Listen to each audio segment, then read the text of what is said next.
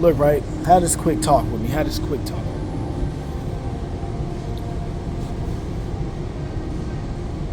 In the garden, right? The enemy used the woman. He used the woman to take down mankind, right? The woman was his entry point because that was the easiest access to his goal. The Apostle Paul writes that the woman is the weaker vessel, but we didn't even need him to do that. Praise the Most High that he wrote that, but we didn't need him to do that. All we had to do was look at the description of how a woman is described in the place that the Most High prescribes to her. He says she's a helper, right? And I've heard the argument that the woman was not meant to be ruled over. I call bullshit on that, right? Excuse my language for y'all who ain't really heard me talk like that, but that's what it is. That's BS. Adam was already naming everything. He was given dominion before Eve was even created, right? Then also in Timothy, when Paul is saying that the man is the head and the woman is under him and she not to be teaching men, he appeals to the order of creation, meaning Adam was always meant to be her head. So let's just nip that in the bud. I don't care who told you otherwise, it's cat. Now, there's a bunch of women thinking that they strong, they winning, because guys like me, we got these low paying jobs or these hard jobs where we're taking time away from our homes, whatever, right? We not make it above 50K. It is what it is, right? Some of us exceed that, but most of us don't, right? Our average is around 50K. So, with that being said, right? Going on Esau's time, that's not a lot of money, and the cost of living is going up like crazy. So how do you deal with that? How do you remain virtuous? How do you not fold?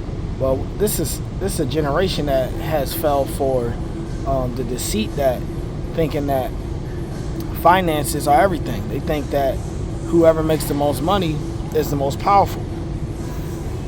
We live in a dying society, not just morally, like literally financially. A dying society. The American dollar is being dumped by foreign nations every day. You understand? And of course, this nation has the military to fall back on, but I mean, a lot of strong nations got down to their military until it got spread too thin and it was a wrap. But a lot of y'all wouldn't know that. You know what I'm saying? A lot of people don't really care about history.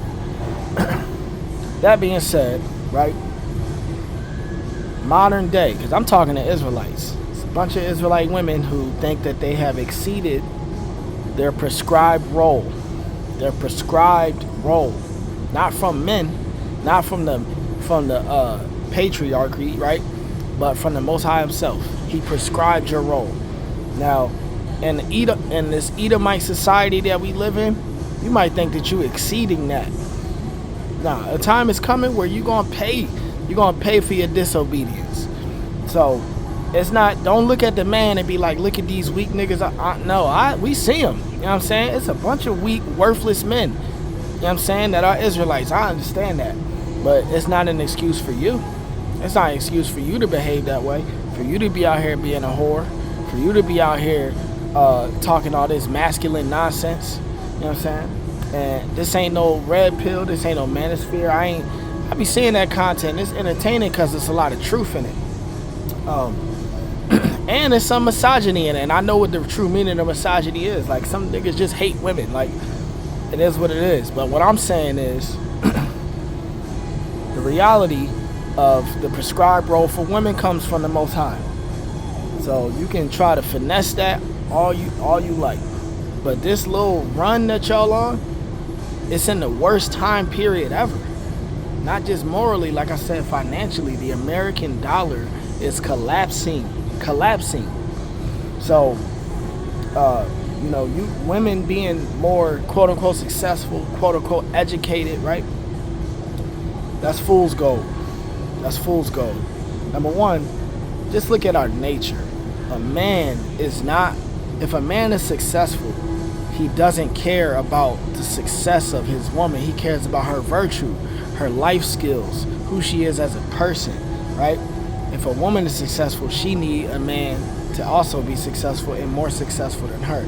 So y'all appeal to y'all the way the Most High made you in some ways, but where it's not convenient for you to just reject a man, that's where y'all reject the truth. So I ain't gonna speak too much on this, but if you're an Israelite woman walking in the truth, walking upright, salute to you. You are very rare, and obviously it's only a remnant of us. So 2/3 gonna get cooked anyway. 2/3 gonna get cooked, and I don't say that like with pride. I say that just knowing that that's the truth. 2/3 of the Israelites getting cooked, and you can see it every time I turn. Every time, man.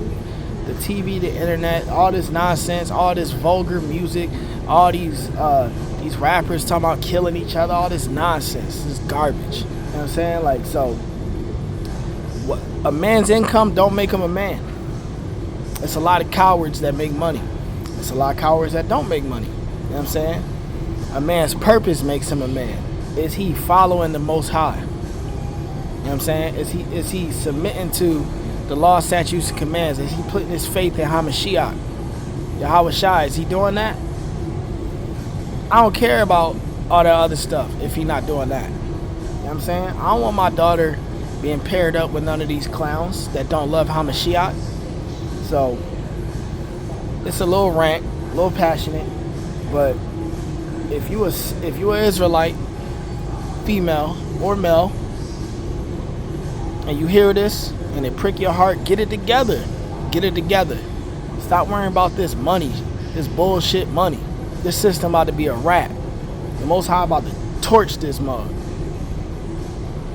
So, with that, I say shalom. I want y'all to really lock in. Get your spirit right. Forget Esau's fake treasure. Forget all that. That's not what we're here for. And I understand, like, I'm from the hood, right? A lot of us in this nation pride the hood on being a certain way and pride the hood on being worthless and take these worthless behaviors and try to boast in them.